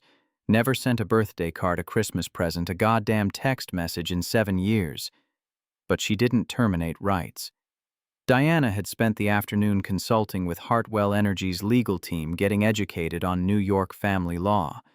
She can petition for visitation. Given that she's claiming mental health issues that are now treated, a judge might grant supervised visits at minimum. The hell they will. Jake's vehemence made Diana wince. Lily has a mother now. She chose you. I'm not letting Sarah disrupt that. I'm not legally her mother. The words hurt to speak. We're not even married yet. In court, I'm just my father's girlfriend. Sarah has biological rights I don't have. Then we accelerate the wedding. Jake's pivot was immediate. Get married next week. Start adoption proceedings immediately. Build the legal framework to protect Lily before Sarah can file anything. Diana wanted to agree, wanted to rush into immediate action, but something stopped her. A memory of her own mother, of Catherine Hartwell, trapped in a marriage that had been strategy rather than choice. I won't marry you as a legal maneuver. Her voice was quiet but firm. I won't be the person you wed to strengthen a custody case. When we get married, it needs to be because we want to, not because we're afraid. Jake's anger deflated into exhaustion. He collapsed onto their couch, head in his hands. I can't lose her, Diana. She's everything. If Sarah takes her even partially, it'll destroy Lily. She'll think I chose you over her, that her real mother came back, and I rejected that. We won't let it get that far. Diana sat beside him, took his hand. We fight this the right way. Lawyers, documentation, character witnesses. We show the court that Lily's best interests are served by maintaining stability, not disrupting it for someone's guilt-driven redemption. The legal battle began 3 days later when Sarah filed for visitation rights. Her petition painted a sympathetic picture: young mother overwhelmed by undiagnosed postpartum depression, now recovered, and seeking to repair relationships she'd damaged during illness. She had therapist letters, employment records, character references from her church. Jake's lawyer, Maria Delgado, was a family law specialist with 20 years' experience and a reputation for winning difficult cases. She took one look at Sarah's filing and outlined their strategy with professional detachment. The judge will likely grant some form of contact. She met Jake's anguish with practiced sympathy. We need to accept that and focus on minimizing disruption. Supervised visitation, limited hours, gradual introduction. Our goal is protecting Lily's emotional well-being while respecting Sarah's legal rights. She doesn't have rights. Jake's voice was raw. She abandoned those rights when she walked away. Legally, she does. Maria's correction was gentle but firm. We can argue for restrictions for therapeutic supervision for Lily's wishes to be considered, but we can't prevent all contact unless we prove Sarah is actively dangerous, which her documentation suggests she's not. The hearing was scheduled for 3 weeks out, 2 weeks before the wedding. Diana watched Jake spiral during those weeks, saw him become hypervigilant, with Lily constantly seeking reassurance that she was happy, that nothing would change. Lily noticed, of course. Children always noticed when adults were scared. "Daddy, why do you keep asking if I'm okay?" She'd cornered him one evening after dinner. "I'm fine. We're all fine." Jake pulled her into his lap, breathed in the strawberry shampoo smell of her hair. "I just love you so much, baby girl. Want to make sure you know that." "I know." Lily's certainty was absolute. "You tell me every day. You show me every day. I'm the luckiest kid in the world because you stayed." The simple statement broke something in Jake's chest. Diana watched from the kitchen doorway, her own eyes burning with tears she wouldn't let fall. The courthouse in downtown Brooklyn was deliberately imposing columns and marble designed to convey the weight of legal authority. Diana sat beside Jake in the gallery, dressed in a conservative suit that split the difference between professional credibility and not trying to intimidate. Lily was with Jessica, kept away from proceedings that would discuss her future like she was evidence rather than a person. Sarah's lawyer presented first a smooth narrative of illness recovery and maternal longing. Sarah herself testified with practiced emotion, describing the darkness of postpartum depression, the fear that she was failing her daughter, the desperate decision to leave rather than damage Lily further. "I was wrong," her voice broke convincingly. "I should have gotten help instead of running. But I was sick, and I made the only choice I could see at the time. Now I'm well stable, and I want to know my daughter, not to replace the life she has, but to be part of it." Jake's lawyer cross-examined with surgical precision. "You signed custody papers giving Jake full parental rights. Did anyone force you to do that?" "No, but I was."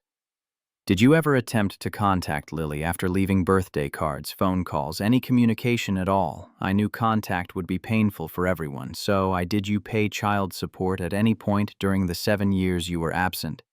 "I was barely making enough to survive myself. I couldn't, so for 7 years you provided no financial support, no emotional contact, no presence in your daughter's life. And now that she's older, more independent, you want visitation rights." Convenient timing. Jake's testimony was harder to watch. He described the day Sarah left, coming home to an 18-month-old crying in her crib, a note on the table, bank accounts emptied. He described 7 years of single parenthood, of being mother and father, both of explaining to Lily why she didn't have a mommy when other kids did. She never asked about Sarah after age 4. Jake's voice was steady, controlled. She stopped wondering why her mother left. She built a life where that absence was normal. Introducing Sarah now doesn't fill a void, it creates one. It tells Lily that the family we've built, that the mother figure she's chosen, aren't enough. Maria called Diana as a witness, established her relationship with Lily through school records, teachers' statements, medical appointments Diana had attended, a portfolio of normalcy and care. How would you describe your role in Lily's life? Maria's question was carefully phrased. "I'm not trying to be her mother." Diana chose her words precisely. "But I love her as if she were my own daughter. I help with homework, attend school events, comfort her when she's sad. I'm building a life with Jake, and Lily is the most important part of that life. If the court grants Sarah visitation, how do you think it will affect Lily? Diana took a breath, met the judge's eyes directly. It will confuse her. Not because Sarah is a bad person, but because Lily has already found stability. She's thriving. Introducing a biological mother she doesn't remember, forcing her to navigate divided loyalties and competing parental figures that serves adult needs, not the child's well-being. The judge, a woman in her 60s, with the weathered expression of someone who'd seen every variation of family dysfunction, reserved decision. She wanted to meet with Lily privately, hear directly from the child before ruling. The interview was scheduled for the following week. That night, Jake had to tell Lily about Sarah. They sat her down after dinner, Diana and Jake flanking her on the couch like protective barriers. "There's something we need to talk about, baby." Jake's voice was gentle. "It's about your birth mother." Lily's expression shifted confusion, then understanding, then something harder to read. "The woman who left?" "She came back." Jake struggled with how much to explain. "She's been sick, but she's better now, and she wants to meet you." The silence stretched. Lily looked between Jake and Diana, processing implications beyond her years. "Do I have to?" Her voice was small. "A judge will help decide what's best." Diana took Lily's hand. "But your opinion matters. What you want matters. I want things to stay the same." Lily's certainty was heartbreaking. "I don't remember her. She's just a person who left." "You're my dad. Diana's going to be my mom when you get married. Why does she get to come back and change everything?" "That's exactly what we'll tell the judge." Jake pulled her close. "No one is going to make you do anything you don't want to do." But they all knew that wasn't entirely true. Courts made children do things they didn't want all the time, always in the name of their best interests, as determined by adults. The interview with the judge happened in chambers less formal than a courtroom, but no less intimidating. Diana and Jake waited outside while Lily met with Judge Catherine Martinez alone. 30 minutes felt like hours. When Lily emerged, she looked tired but composed. She walked straight to Jake, buried her face in his stomach. The judge's expression revealed nothing. The ruling came 2 days later. Sarah would be granted supervised visitation 2 hours every other Saturday with a family therapist present. The arrangement would be reviewed after 6 months with the possibility of expanded access if Lily responded positively. Jake took the news like a physical blow. Diana held him while he processed, felt his whole body rigid with helpless fury. "We can appeal." She offered what comfort she could. "Maria says we have grounds based on disruption to stability. It won't work." Jake's defeat was absolute. Judges default to biological parents unless there's abuse or abandonment that rises to legal standards. 7 years of absence isn't enough when she's claiming mental illness. The first visitation was scheduled for 2 weeks, out 1 week before the wedding. The timing felt deliberately cruel, though Diana knew court schedules cared nothing for personal milestones. Life continued in surreal parallel tracks. Wedding preparations proceeded even as they navigated the trauma of impending Sarah visits. Lily tried on flower girl dresses selected with an enthusiasm that felt forced. Diana tasted cake samples that turned to ash in her mouth. Jake reviewed seating charts while consulting with lawyers about custody protection strategies. Victor sent a gift 3 weeks before the wedding, a crystal vase from Tiffany's Elegant and Impersonal. The card read simply, "For your new home." No signature needed. Diana called him, got voicemail, left a message. "Thank you for the gift. I really hope you'll be there to walk me down the aisle. We can't undo the past, but maybe we can build something better going forward." He didn't call back. The first Sarah visit happened on a Saturday morning that dawned cold and gray October, showing its teeth before yielding to autumn. The meeting point was a family therapy office in downtown Brooklyn, neutral territory, designed for exactly these situations. Diana stayed home, giving Jake and Lily space for this without her presence complicating things. She cleaned their already clean house, unpacked boxes that had been sitting for weeks, did anything to avoid watching the clock. They returned after 3 hours, 2 hours for the visit, an hour of processing afterward with the therapist. Lily was quiet, withdrawn in a way Diana had never seen. Jake looked like he'd aged a decade. "How did it go?" Diana asked carefully. She cried. Lily's voice was flat. "Sarah cried and said she was sorry and that she loved me, but she doesn't know me. She asked about my favorite color, what I like to do. She should know those things if she's really my mother." Jake's hands clenched and unclenched, the only outlet for rage he couldn't express in front of his daughter. "You don't have to go back if you don't want to." His assurance was immediate. But the therapist said Lily's protest died. The therapist said we need to give it time, that sometimes families need help healing. That night, Lily had nightmares for the first time in years. Diana heard her crying, went to comfort her, found Jake already there. They flanked Lily's bed like guards' protection against threats they couldn't actually prevent. The wedding was 1 week away. Invitations sent, venue secured, dress altered. Diana tried to find joy in the approaching celebration, but Sarah's intrusion had poisoned everything with anxiety. 3 days before the wedding, Victor called, the first direct communication since his RSVP. "I'm coming to the wedding." His voice carried no warmth but also no hostility. "And I'll walk you down the aisle if you still want me to." Diana's throat closed around emotion. "I do. I really do. Your mother would have liked him." Victor's admission was quiet. "Jake. She would have seen what took me too long to recognize, that he's decent. Strong in ways that matter." The acknowledgement was more than Diana had dared hope for. "Thank you for saying that. I'm not giving you away." Victor's clarification was important to him. "You were never mine to give. But I'd like to escort you to the man you've chosen. If you'll let me." "Yes." The word came choked with tears. "Yes, I'd like that very much." The wedding day arrived with unexpected sunshine, October being generous for once. Diana woke in her childhood bedroom at Victor's penthouse, tradition demanding the bride and groom spend the night before apart. Jessica had stayed with her fulfilled maid of honor duties with military efficiency. Victor knocked on her door at noon, looking uncomfortable in his tuxedo. He'd aged visibly in recent months, or maybe Diana was just seeing him without the filters she'd maintained her whole life. "You look beautiful." He offered the compliment, awkwardly unused to expressing emotion. "Your mother wore her hair like that on our wedding day." Diana touched the loose curls her stylist had created, soft and romantic, instead of her usual severe bun. "I wish she could be here." "She is." Victor's eyes were bright. "In you. Every strong choice you make, every time you refuse to settle for less than you deserve.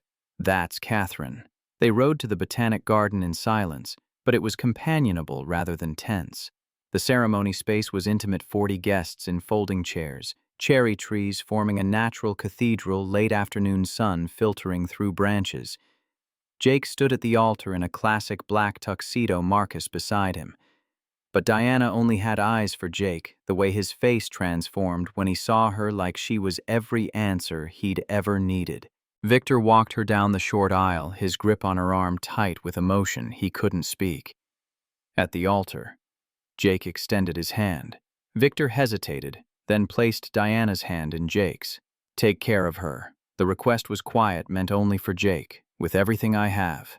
Jake's promise was equally quiet, equally binding. The officiant was a friend of Jessica's, warm and personable, keeping the ceremony focused on Diana and Jake, rather than religious ritual neither felt strongly about. Diana's vows came from months of drafts and rewrites, finally distilled to essential truth. "Jake, you taught me that love isn't weakness, it's the power source that makes everything else work. You showed me that family is built through choice and presence, not obligation. I promise to choose you every day, to be present in every moment that matters, to help fix what breaks and celebrate what flourishes." Jake's vows were simpler, more direct. "Diana, You gave me something I thought I'd lost forever. Hope that life could be more than just survival. You love my daughter like she's yours, not because you have to, but because you choose to. I promise to protect that choice, honor it, be worthy of it every day we have together. The kiss was sweet, restrained, appropriate for an audience that included a 7-year-old and Diana's father, but it carried promise of private celebrations to come. Lily squealed from her flower girl position, ran up to hug them both. Now you're officially my mom. The reception was held in the garden's event space dinner for 40 dancing cake cutting. Victor gave a toast that managed to be both emotionally restrained and genuinely touching. I taught Diana that business requires ruthless calculation. He raised his glass. But I failed to teach her that life requires calculated risks. Jake, you helped her see the difference. For that, you have my gratitude. The evening blurred into joy, dancing with Jake, with Victor letting Lily stand on her feet while they swayed to slow songs. At some point, Diana found herself on the terrace with her father watching guests through the windows. I was wrong about him. Victor's admission cost him. About what you needed. Your mother tried to tell me once that success without love was just elaborate suicide. I didn't understand then. And now? Now I see my daughter genuinely happy for the first time since she was 16. That's worth more than any quarterly report. They stood in silence, watching Jake twirl Lily across the dance floor, while guests laughed and applauded. The honeymoon was delayed. Jake couldn't leave Lily right now with Sarah visits still so new and traumatic. Instead, they spent 3 days in a bed and breakfast in the Catskills, close enough to return quickly if needed. Lily stayed with Jessica, messaged them constantly with updates that were cheerful on the surface, but carried undertones of anxiety. The second Sarah visit happened 2 weeks after the wedding. This time, Diana accompanied them to the therapy office, waited in the car while the supervised session unfolded. When they emerged, Lily looked less traumatized, but no more enthusiastic. She wants to take me to the zoo next time. Lily reported this like a death sentence. Just me and her. The therapist thinks unsupervised visits are premature. Jake's relief was palpable. We have at least 3 more supervised sessions before that's even considered, but it's coming. Diana voiced what they were all thinking. Eventually, if these visits continue, they'll push for less supervision, more access. We'll cross that bridge when we come to it. Jake's determination was absolute. Right now, we focus on keeping Lily stable, documenting any distress, building the case that these visits aren't helping anyone. 3 months into the visitation arrangement, Diana discovered she was pregnant. The test showed positive on a Tuesday morning, casual and unexpected. They'd been careful but not obsessive, knowing they wanted more children eventually, but planning for, eventually, to be further away. She stared at the test for 10 minutes, processing implications. A baby would complicate everything: Sarah's custody case, Jake's attention, Lily's adjustment. But beneath the fear lived something else, joy pure and uncomplicated. Jake found her in the bathroom, still holding the test. His eyes widened, then filled with tears he didn't bother hiding. "Are you pregnant?" The word felt huge. "About 6 weeks, I think." He pulled her close, held her with a tenderness that made her own tears finally fall. "This is good. This is really good." Is it? Diana's anxiety surfaced. Lily's still adjusting to Sarah. We're still navigating custody challenges. The initiative is entering critical expansion phase. How do we add a baby to all that? The same way families have always done it. Jake's certainty anchored her. We figure it out as we go. We ask for help when we need it. We trust that love is enough to carry us through the complicated parts. They told Lily that evening approached it with the same careful consideration they'd brought to every major family decision. "There's going to be a baby." Diana took Lily's hand. "A brother or sister for you. We wanted you to know first before anyone else." Lily's face cycled through emotions: surprise, concern, then something that looked like calculation. "Will you still have time for me?" Her question cut straight to fear. "Or will the baby take up everything?" Jake knelt to her level. We're not losing anything by adding someone new. Love doesn't divide, it multiplies. You'll always be my first daughter, my original girl. Nothing changes that. Can I help name it? Lily's practical question signaled acceptance. And teach it about robots when it's old enough.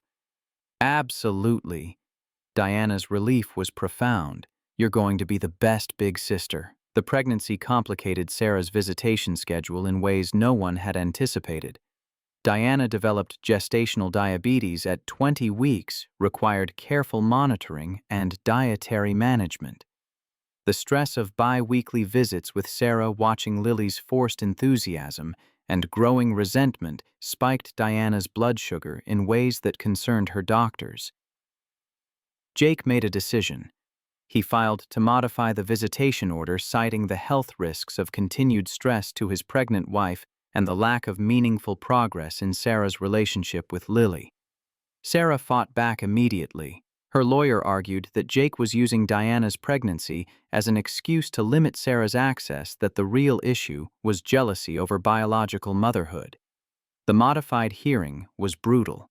Diana had to testify about her diabetes, about stress impacts, about monitoring logs that showed her blood sugar spiking on visitation days. It felt invasive, exposing her body's vulnerabilities in service of protecting Lily. The judge was less sympathetic this time. She ruled that Diana's health concerns were legitimate, but didn't justify terminating visitation entirely. Instead, she reduced frequency to once monthly and required Sarah to complete a parenting course before unsupervised visits would be considered. Small victories, but victories nonetheless. Diana gave birth on a Tuesday in March, 5 years, and one day after Jake had fixed the generator that changed everything. Catherine Spark Mitchell arrived healthy, loud, and determined, her cry filling the delivery room with life. Jake held his new daughter with the same wonder he'd shown holding Lily 8 years earlier. Diana watched him through the exhaustion of labor, saw the completion in his face. Lily met Catherine 2 hours later, was awed into silence by her tiny sister. "Can I hold her?" They positioned Lily carefully, placed Catherine in her arms with practiced supervision. The 8-year-old stared at the baby with fierce concentration. "Hi, Catherine. I'm your big sister, Lily. I'm going to teach you everything: how to build robots, how to code, how to be brave. And I promise I'll always protect you." Diana and Jake exchanged glances over their daughters' heads, this family they'd built from broken pieces and brave choices. Sarah came to the hospital uninvited, heard about the birth through some notification system Diana hadn't realized connected them. She appeared in the doorway while Diana was nursing Catherine, Jake and Lily having gone to grab coffee. "Congratulations." Sarah's voice carried complicated emotions. "She's beautiful." "Thank you." Diana's guard was up, protective of this vulnerable moment. "I'm not here to cause trouble." Sarah stepped no further into the room. "I just wanted to say, seeing you with Jake, with Lily, now with a baby of your own, you're the mother I couldn't be. And I'm grateful Lily has that." The acknowledgement was unexpected, disarming. Diana searched for the trap, found only exhausted honesty. Lily needed stability. Sarah continued. "Needed someone who would stay. I can't give her that, no matter what the courts say. I thought I was strong enough now. But watching her with you at those visits, seeing how she lights up talking about her mom Diana, I'm competing with something real. And I can't win that competition." "What are you saying? I'm dropping the custody case?" Sarah's decision was clearly recent, the words still tentative. "I'll sign whatever termination papers you need for adoption. Lily deserves a real family, not forced visits with a woman she doesn't remember." Tears blurred Diana's vision. "This is the most selfless thing you could do for her." "It's what I should have done 7 years ago, accepted that I couldn't be what she needed, and made space for someone who could." Sarah moved to leave, then paused. "Take care of her, and of Jake. They're lucky to have you." After she left, Diana held Catherine closer, feeling the weight of Sarah's surrender. It was the gift she'd never expected, the final piece of legal protection that would make Lily permanently hers. 5 years later, on a warm April afternoon, the Mitchell family gathered at the Botanic Garden for an unusual celebration. Diana had declared it Generator Day, an anniversary of sorts, marking the day Jake fixed the power and fixed her life simultaneously. Catherine was 5, precocious and fearless in ways that terrified and delighted Jake in equal measure. She'd inherited his engineering mind and Diana's strategic thinking, a combination that resulted in elaborate schemes and endless questions. Lily was 13, navigating middle school with the same focused intensity she brought to everything. She'd just been accepted to a summer robotics program at MIT, the youngest participant in the program's history. Victor joined them, as he had for every major family event since the wedding. His relationship with Jake had evolved into something like mutual respect, bonded by shared love for Diana and the girls. He taught Catherine chess on Sunday afternoons, attended Lily's robotics competitions with the same intensity he'd once brought to board meetings. The celebration was simple, a picnic in the spot where Diana and Jake had married family only. Diana watched her daughters play, while Jake set out food, marveled at how ordinary this felt. How right. Lily approached as Diana was cutting cake. "Mom, did Dad ever tell you about the kiss thing? How you said you'd kiss him if he fixed the generator?" Diana laughed. "He's told that story about 100 times. Why? Because I'm doing a project about family history. And I think that's when our family really started. Not when you got married or when Catherine was born, but when Dad said he didn't need your kiss. When he chose to fix things just because fixing things was right."